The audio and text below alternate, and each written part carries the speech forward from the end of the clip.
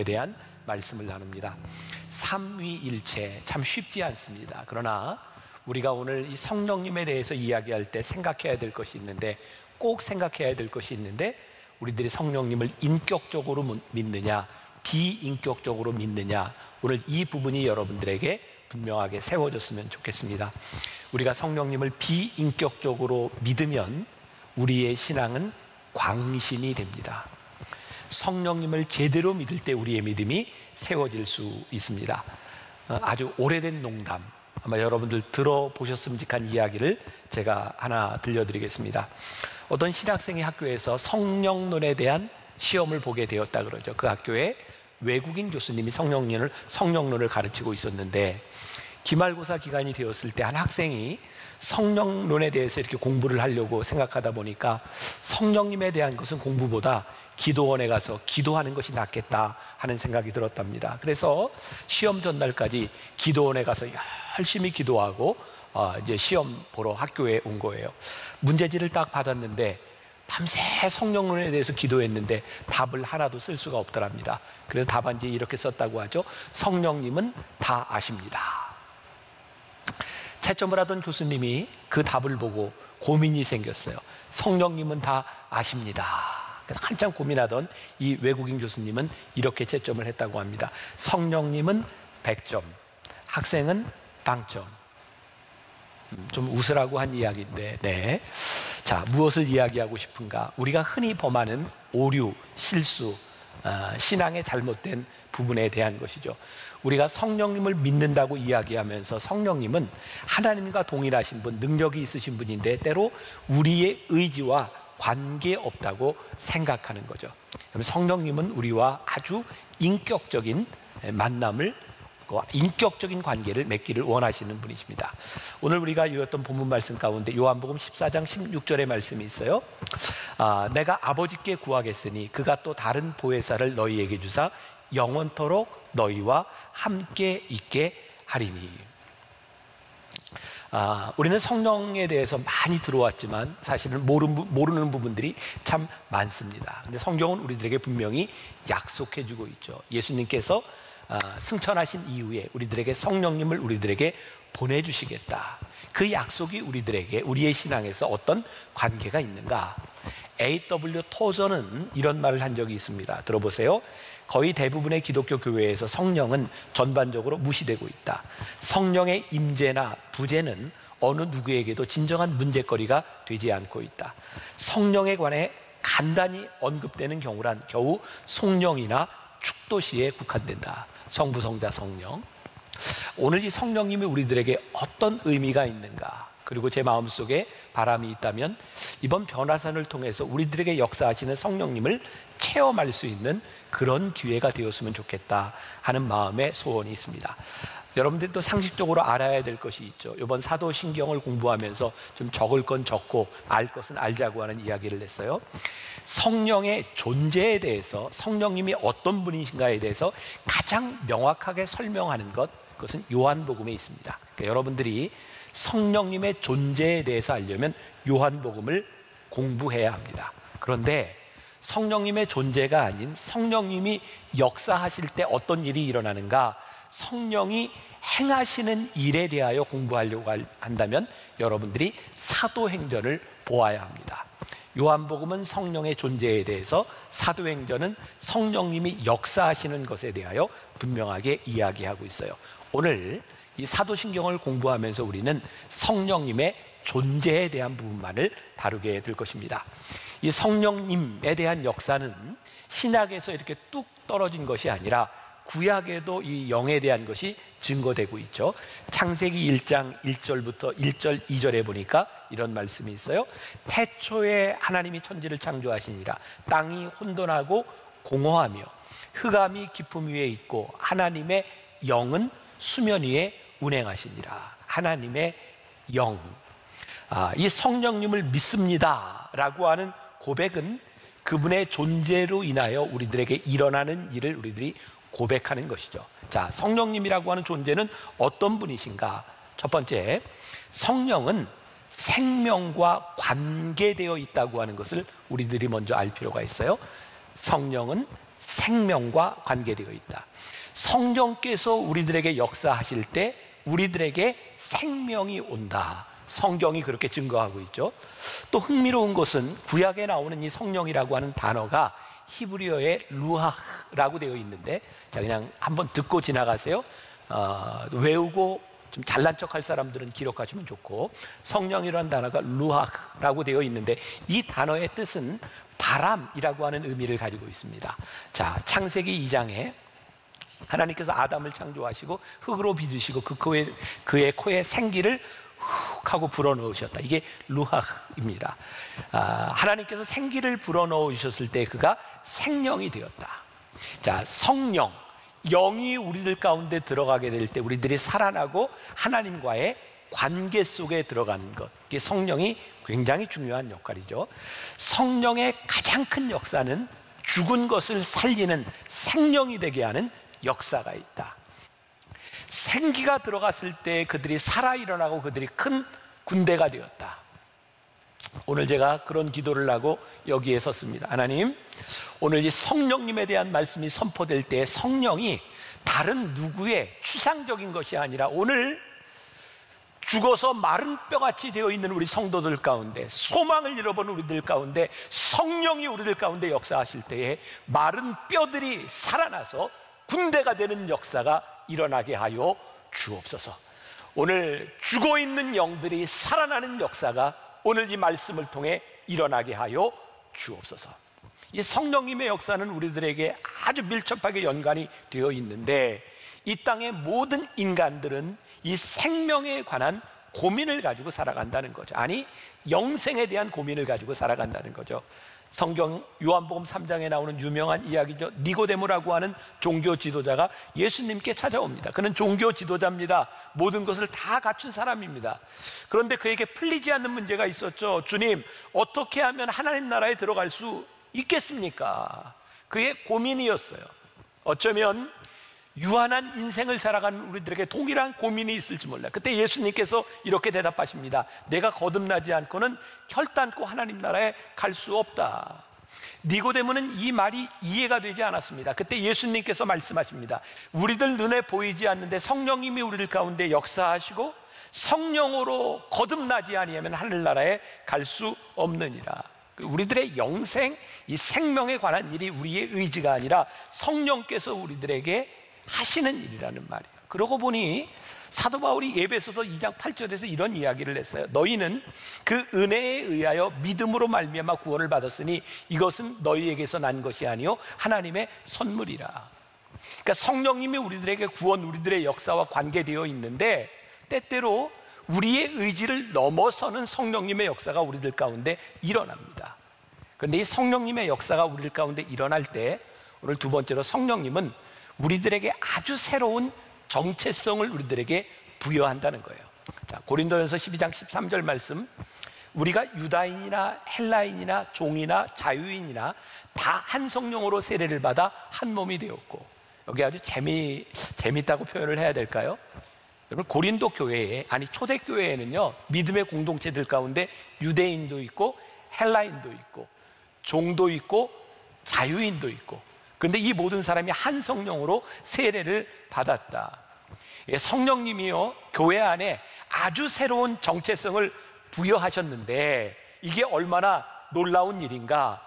교회 안에 있는 모든 사람들이 하나다, 그 정체성을 우리들에게 주셨다는 거예요. 자, 조금 이따 제가 더 설명을 하겠지만 여기 있는 이 그룹들이, 고린도 교회에 있는 그룹들이 한 공동체를 이룬다고 하는 것은 당시 사회에서 상식적으로 상상할 수 없는 일이었죠. 제가 좀 비약해서 이야기를 한다면, 오늘 우리 공동체 안에 우리들의 하나됨을 깨려고 하는 그 어떤 시도도, 우리 안에 하나됨을 깨뜨리는 그 어떤 것도 성령의 역사가 아니다라고 하는 것을 우리들이 분명히 보아야 합니다. 사도 바울은 고린도전서 12장에서 지체의 비유를 들어서 그 공동체에 대해서 이렇게 설명을 하고 있죠.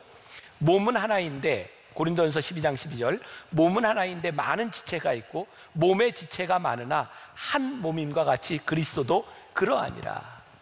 우리들이 앞부분의 말씀을 읽었기 때문에 이 말씀이 이해가 되는 거예요. 이 몸의 다른 부분들, 마치 헬라인, 유대인, 종, 자유자, 이 다른 것 같은 이 모든 것들이 그리스도와 같이 한 몸을 이루었다. 이 새로운 공동체가 초대교회에 얼마나 놀라운 일이었는지 초대교회에 엄청난 폭발력을 가져왔어요. 유대인과 이방인들이 원수지간이었는데 성령님 안에서 하나가 되었다. 그리스도 안에서 우리들이 한 형제와 자매가 되었다. 하나님을 이제 더 이상 나의 하나님이 아니라 우리의 하나님으로 고백하게 되었다. 이것이 성령님께서 우리들에게 부여한 아주 새로운 공동체의 모습이에요. 자, 그러면 오늘 우리의 교회 공동체 안에서, 우리 신앙 공동체 안에서 우리들이 이 한 몸을 이루고 있는가라고 하는 것은 성령의 역사 가운데 가장 중요한 표징일 거예요. 여러분, 사도행전이 제가 초반부에 이야기했죠. 성령님의 존재에 대해서는 요한복음이 설명하지만 성령님의 역사에 대해서는 사도행전이 설명을 하고 있다. 자, 사도행전에서 예수님이 부활 승천하신 후에 제자들에게 성령을 기다리라 라고 했고, 사도행전 2장에 오순절 강림의 역사를 체험하게 됩니다. 여러분, 성령이 오셨을 때 가장 놀랍게 일어났던 일이 무엇인지 아세요? 당시 예루살렘에는 유월절을 맞이해서 수많은 나라에서 디아스포라 유대인들, 이미 그들의 언어를 잃어버렸던 사람들, 수없이 다른 언어를 말하고 있는 사람들이 예루살렘에 모여 있었습니다. 제자들이 성령을 받고 나가서 그들의 말로 그들이 설교하기 시작했을 때 그들이 알아듣기 시작합니다. 가장 강력한 성령의 역사가 일어났던 예루살렘에 어떤 일이 있었는가? 그들이 어떤 말을 하든지 성령 안에서 그들이 하나로 알아듣는 그 역사들이 예루살렘 공동체에서 일어나고 있다. 오늘 우리가 성령님을 믿습니다 라고 하는 신앙의 고백은 무엇일까요? 여러분, 우리가 같은 민족, 같은 언어를 사용하고 우리가 같은 형제 자매라고 하는데 우리들이 성령님을 믿습니다 라고 이야기를 할 때 우리들 안에 이 유니티, 새로운 공동체가 있는가? 우리와 생각이 다르다는 이유로, 우리와 생활 방식이 다르다는 이유로, 삶의 규모가 다르다는 이유로 이 교회 안의 공동체가 하나 되고 있지 못하다면 우리는 성령님을 믿습니다라고 고백할 자격이 없다는 거예요. 이번 코로나19를 지나면서 하나님께서 저에게 주셨던 강력한 마음이 있습니다. 우리들 많이 힘들게 하는 거, 세상의 교회를 향해 욕하는 거죠. 교회 안에 욕을 얻어먹을 만한 수없이 많은 일들이 일어나고 있습니다. 하나님이 저에게 주신 도전에 이거 회복해야 된다. 초대교회에 그렇게 다른 사람들, 전혀 어울릴 수 없는 사람들, 그들이 교회로 올 수 있었던 것은 성령님께서 새로운 공동체를 그들에게 만들어 주셨기 때문이죠. 오늘 이 사회에 분열되고 시기와 질투와 서로 다른 생각들을 가지고 있는 이 사람들이 교회 안에서 성령의 역사 가운데 하나 되는 역사를 만들어내는 것, 오늘 하나님께서 우리들에게 주신 강력한 도전이라는 생각이 들어요. 오늘 우리 공동체 안에, 우리 교회 안에 우리들의 성령님을 이야기하면서 우리들이 하나됨을 상실했다면 성령님의 역사가 사라져버리고, 저는 교회가 능력을 잃어버리는 가장 큰 이유 가운데 하나는 성령님의 역사가 더 이상 교회에서 일어나지 않기 때문이라는 생각을 많이 해요. 지난주에도 제가 언급을 했는데 할렐루야 교회 김승욱 목사님이 쓴 책 나는 믿습니다. 에 보면 그 목사님의 경험담이 나옵니다. 1992년, 벌써 30년 가까이 지났네요. LA에서 한인과 흑인들의 갈등, 그 폭동이 일어났던 것을 기억할 것입니다. 많은 분들이 정말 그때 한국 사람들 큰일 났다고 이야기를 했고, 한인들 가게들이 많이 불타고 굉장히 위험했던 순간이죠. 그때 한 거리를 지나는데, 이 목사님이 거리를 지나가고 있는데 한 흑인 형제가 복음을 전하고 있더래요. 이렇게 써 있습니다. 여러분, 지금 이곳에서 일어나고 있는 갈등과 폭동은 사탄이 주는 것입니다. 속지 마세요. 주님은 우리를 하나로 만드십니다. 우리는 주 안에서 하나가 되었습니다. 한 형제가 되었습니다.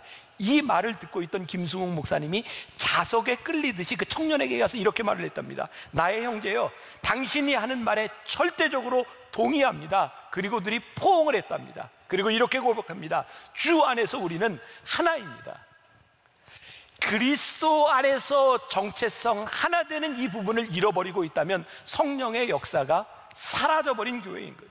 우리가 성령을 믿습니다라고 고백한다고 하면 하나님을 믿는 우리 신앙 공동체에 분열이 일어나는 것이 아니라 하나됨을 경험해야 합니다. 그런데요, 교회 역사는 그동안 끊임없이 분열을 경험했습니다. 나누어짐을 경험했습니다. 그리고 이 분열 가운데서 아픔으로 끝나는 결과들을 우리들은 아픔으로 끝나는 일들을 참 많이 보아왔죠. 근데 참 신기하더라고요. 아프게 분열되고 아픈 결과들이 있었음에도 불구하고 하나님의 역사는 계속됩니다. 그래서 유명한 어거스틴이 이런 말을 하죠. 하나님은 악도 선용하신다. 여러분 기억하십시오. 분열은 성령의 역사가 아닙니다. 그러나 분열되었다고 하나님의 역사가 끝나는 것은 아닙니다. 하나님은 악도 선용하시는 분이기 때문에 우리의 분열 가운데서도 여전히 하나님은 역사하시고 우리는 의의 최후 승리를 믿는 사람들입니다. 그래서 우리들이 교회 안에 분열을 경험합니다. 분열은 성령의 역사가 아닙니다. 그러나 하나님은 이 가운데 역사하시죠. 우리들이 기억해야 될 것이 있습니다. 분열되고 아프고 힘든 역사 가운데도 하나님은 역사하시지만 우리들이 악의 도구가 되어서는 안 된다는 사실입니다. 성령을 거스르는 자가 되어서는 안 된다는 사실입니다. 누군가는 악한 일을 할 것입니다. 그 악함 가운데서도 하나님은 일하실 것입니다. 그러나 우리가 악한 자가 되어서는 안 된다고 하는 것, 성령님을 믿는다고 하는 믿음의 고백이 무엇인지를 분명히 알아야 되는 거죠. 성령님을 믿는다고 하는 그 고백은 어떤 것일까요? 성령을 믿는다고 하는 고백, 우리들이 그 고백을 한다면 어떻게 살아가야 될까요?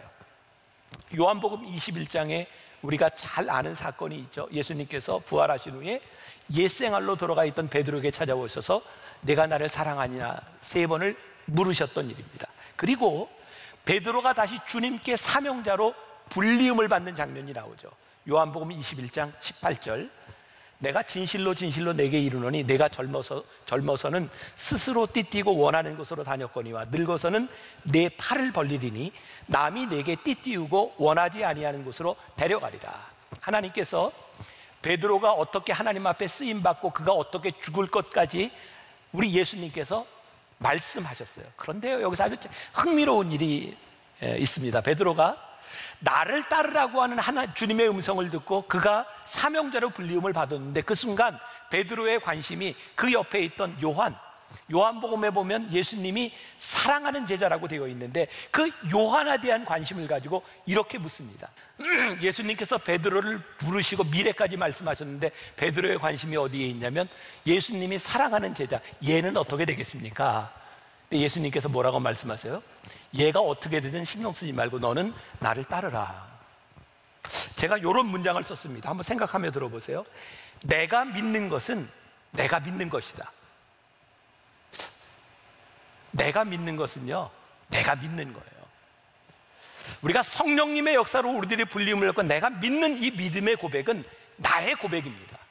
성령님께서 우리들에게 역사하실 때 우리들이 오류에 빠지는 건 성령님이 나에게 역사하시는데 자꾸 다른 사람들에게 관심을 가지고 이 사람은 어떻게 되겠습니까? 성령님의 역사는요, 성령님이 우리를 부르시는 성령님의 역사는 내가 성령님의 역사를 따라 살라. 오늘 나에게 내가 믿는 믿음은 내가 믿는 것이다. 오늘 그것을 우리들에게 말씀하고 있는 거예요. 성령님은 우리들에게 말씀하시고 우리를 인도하시고 나를 가르치시는 분이에요. 자, 오늘 본문으로 돌아가 봅니다. 요한복음 14장 17절 18절, 그는 진리의 영이라 세상은 능히 그를 받지 못하나니 이는 그를 보지도 못하고 알지도 못함이라. 그러나 너희는 그를 아나니 그는 너희와 함께 거하시며 또 너희 속에 계시겠습니다. 내가 너희를 고아와 같이 버려두지 아니하고 너희에게 오리라. 26절, 보혜사 곧 아버지께서 내 이름으로 보내실 성령, 그가 너희에게 모든 것을 가르치고 내가 너희에게 말한 모든 것을 생각나게 하시리라. 성령님께서 우리를 고아와 같이 내버려 두지 않으시고 우리에게서 역사하시고 우리들에게 말씀하시고 우리들에게 가르치시겠다는 거예요. 성령님께서 우리들에게 오실 때 성령님을 믿는다는 고백은 뭐예요? 이제는 우리의 생각대로 살지 아니하고 내 속에 오셔서 나에게 역사하시는 하나님의 법대로 우리들이 살아가겠습니다. 우리들이 그동안 많이 배웠던 성경적인 용어로 이야기한다면 내가 더 이상 율법에 매여 살지 아니하고 하나님의 은혜 가운데 살아가겠습니다. 우리가 익히 많이 들었던 보혜사 성령, 우리를 도우시는 성령, 그분이 우리들에게 오셔서 우리를 인도하실 때 그분의 인도함을 따라 살아가겠습니다. 그러면 성령님의 인도를 따라 사는 것과 율법을 따라 사는 것에 대한 차이는 무엇일까요? 그럼 철로 역정 아시죠? 존 버년이 쓴 철로 역정에 보면 이런 이야기가 나옵니다. 이 기독교 크리스찬이 천국을 향해 순례를 가고 있는데 어느 곳에 도착을 합니다. 그리고 인도자를 통해서 어떤 방의 인도함을 받습니다. 어느 방에 들어가 보니 한 사람이 이렇게 청소를 하고 있는데 빗자루질을 열심히 하고 있는데 앞이 보이지 않을도록 먼지가 날리는 거예요. 그래서 더 열심히 씁니다. 그런데 먼지가 더 많아집니다. 크리스찬 기독교가 묻습니다. 이게 무슨 의미입니까? 그러자 인도자가 이렇게 말합니다. 이것이 율법이니라. 바르게 해보려고 아무리 애쓰고 깨끗이 해보려고 아무리 노력해도 그 죄가 더욱더 커져서 점점 더 어지러워지느니라. 그리고 다른 방으로 인도합니다. 바로 옆방에 가보니까 똑같이 청소를 하고 있는데 이번에는 물을 방에 쫙 뿌리고 청소를 합니다. 그러자 방이 깨끗해집니다. 인도자에게 묻습니다. 이게 무슨 뜻입니까? 이때 인도자가 이렇게 얘기합니다. 이것이 성령이니라.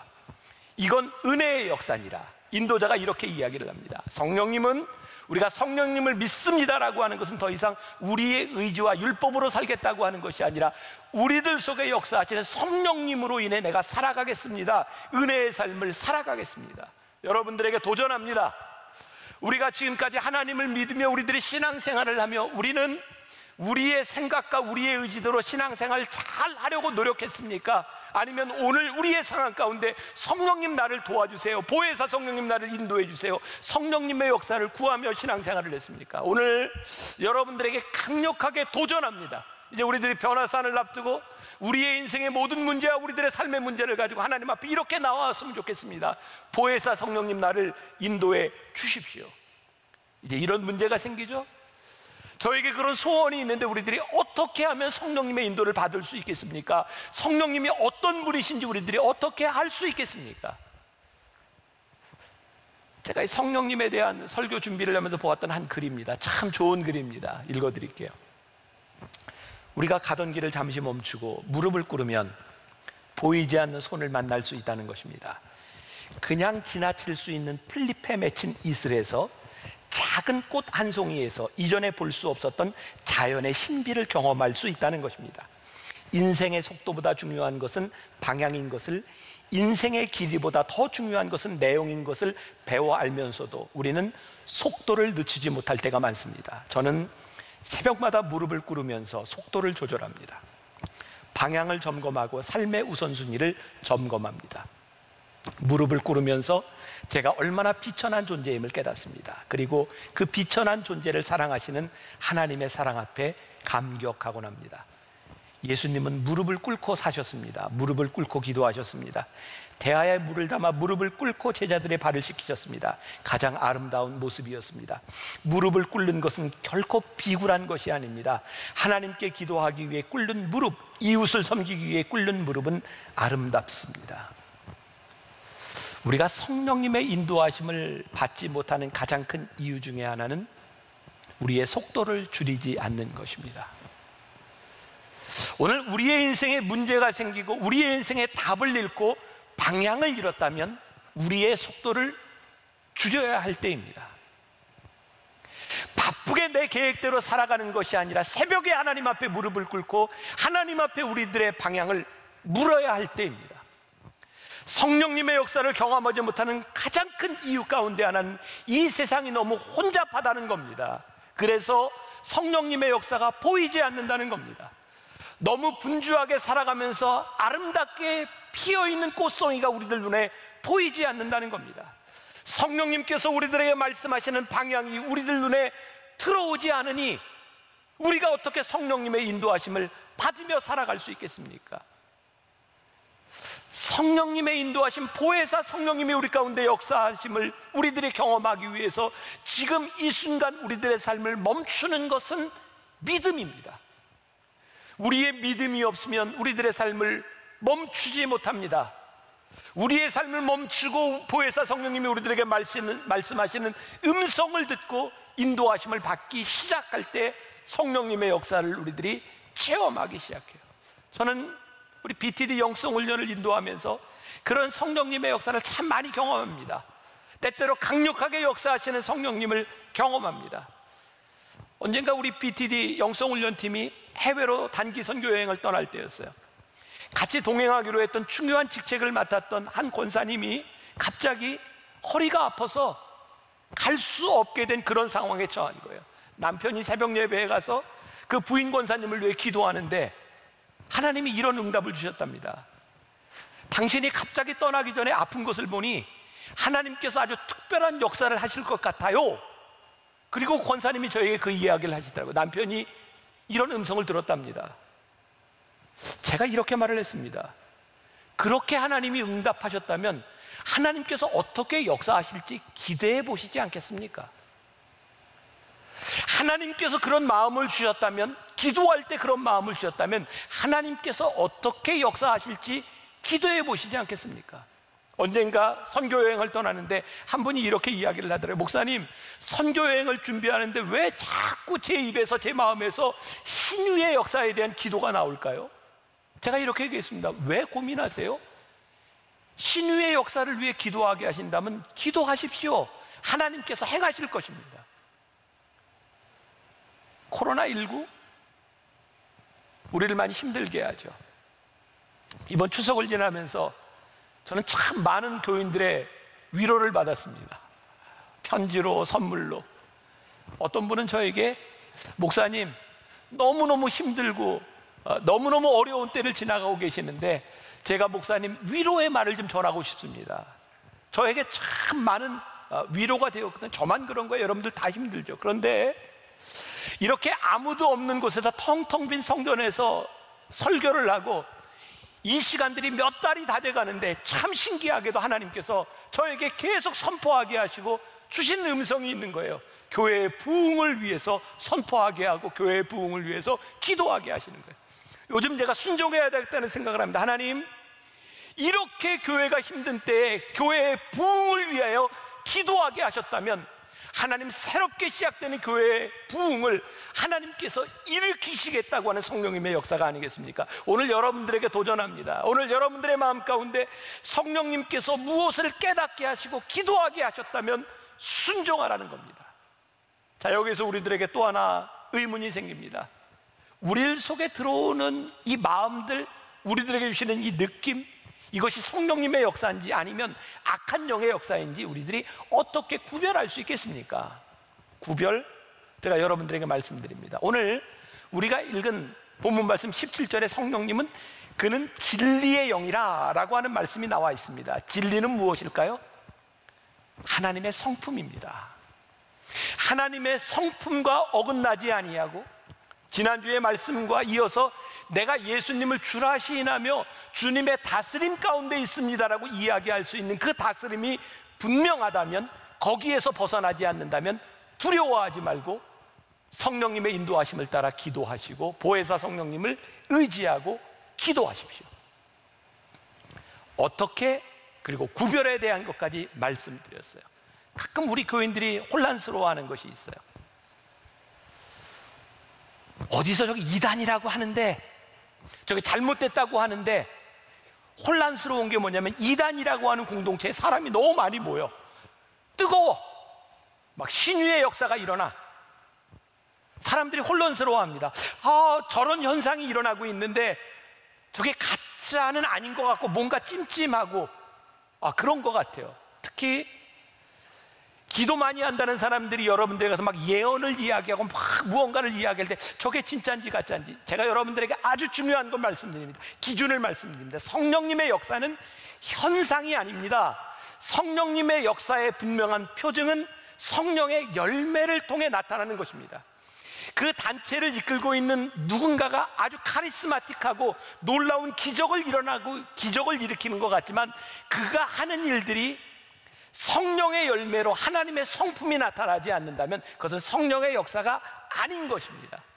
교회 안에 일어나고 있는 참 많은 일들, 제가 이런 이야기를 이렇게 해야 되는 것 자체가 마음이 아프지만 교회 안에서 목회자들에게서 일어나는 성추행, 금전적인 일탈, 말씀의 오류, 성품의 천박함, 이런 것들이 드러나고 있다면 이것은 성령의 역사가 아니기 때문에 두려워하지 말라는 거예요.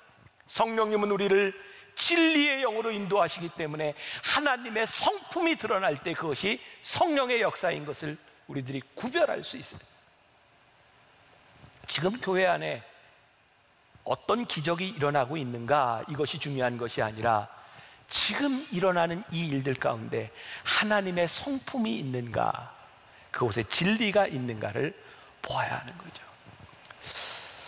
성령님이 우리 가운데 계시면, 우리들 가운데 역사하시면, 우리가 성령님을 체험했다라고 말을 할 때 필연적으로 우리 안에 보혜사 성령님의 인도하심을 받습니다. 인도하심을 받는 증거는 무엇일까요? 우리들의 성품, 인격의 변화. 제가 만나교회 설교하면서 제일 많이 이야기했던 게 이 부분인 것 같아요. 예수님을 믿으면 우리들에게 일어나는 성품의 변화가 있어야 합니다. 인격의 변화가 있어야 합니다. 성령님이 우리를 인도하시는데, 보혜사 성령님의 인도하심을 받는데 우리가 이전과 똑같은 가치와 똑같은 취미와 똑같은 시간과 똑같은 돈을 성령님의 인도하심 전과 똑같이 쓰고 있다면 그것은 성령님의 인도하심을 받지 못하다고 하는 증거입니다. 성령님이 우리들 가운데 오셔서 성령님이 우리들 가운데 역사하실 때 우리의 영과의 치열한 전쟁이 일어나는 것이 당연한 일입니다. 예배소서 6장 12절에 이렇게 말씀하고 있죠. 우리의 씨름은 혈과 육을 상대하는 것이 아니요 통치자들과 권세자들과 이 어둠의 세상 주관자들과 하늘에 있는 악한 영들에 대함이라. 성령님이 우리 가운데, 보혜사 성령님이 우리를 인도하실 때 필연적으로 영적 싸움이 일어나는 거죠. 우리들이 이전 시리즈에서 나눴던 팔복 말씀, 우리들이 고통을 당할 때, 핍박을 당할 때 즐거워하십시오, 기뻐하십시오. 왜요? 우리의 믿음의 선진들도 그렇게 고통을 받았습니다. 성령님께서 우리를 인도하실 때 여러분들의 삶에 스트러글이 일어나고 영적 싸움이 일어나고 있다면 기뻐하십시오. 살아계신 성령님께서 우리들에게 역사하고 있다는 증거이기 때문입니다. 여러분의 하나님의 인도하심을 받는다고 하면서 여러분들의 어떤 현상도 어떤 스트러글도 없다면 우리는 성령님의 인도하심을 받지 못하고 있다는 증거입니다. 요한복음 16장 7절과 8절, 그러나 내가 너희에게 실상을 말하노니 내가 떠나가는 것이 너희에게 유익하리라. 내가 떠나가지 아니하면 보혜사가 너희에게로 오시지 아니할 것이요 가면 내가 그를 너희에게로 보내리니 그가 와서 죄에 대하여 의에 대하여 심판에 대하여 세상을 책망하시리라. 보혜사 성령이 우리 안에 들어오세요. 여러분, 성경을 읽는 동안 우리의 마음에 찔림이 오고 오늘 말씀이 듣는 동안 우리들의 마음속에 찔림이 온다면 기뻐하십시오. 성령님의 인도하심이, 성령의 역사가 우리 가운데 있다는 증거이기 때문입니다. 오늘 우리들의 마음을 아프게 하는, 아니 찬양을 하고 기도하는 중에 그 말씀이 우리를 깊이 찌르고 아프게 한다면 기뻐하십시오. 왜? 우리들의 영이, 우리들의 양심이 살아있다는 증거이기 때문입니다. 아픔을 느껴야 반응할 수 있기 때문입니다. 오늘 무감각했던 우리들의 영에 이 보혜사 성령님의 역사하심이 여러분들에게 증거가 되기를 원하고, 성령님을 알고 우리들이 믿습니까? 우리들의 삶을 송두리째 바꿔놓는 성령님, 성령의 인도하심을 받지 못하면 우리는 그리스도인이 아닙니다. 보혜사 성령님을 기대하지 않는다면 우리는 그리스도인이 아닙니다. 우리의 생각과 우리의 능력의 범주 안에서만 살아간다고 하면 우리는 그리스도인이 아닙니다. 오늘 우리는 이렇게 고백합니다. 우리는 성령님을 믿습니다. 그분이 우리 가운데 오셔서 역사하실 것을 믿습니다.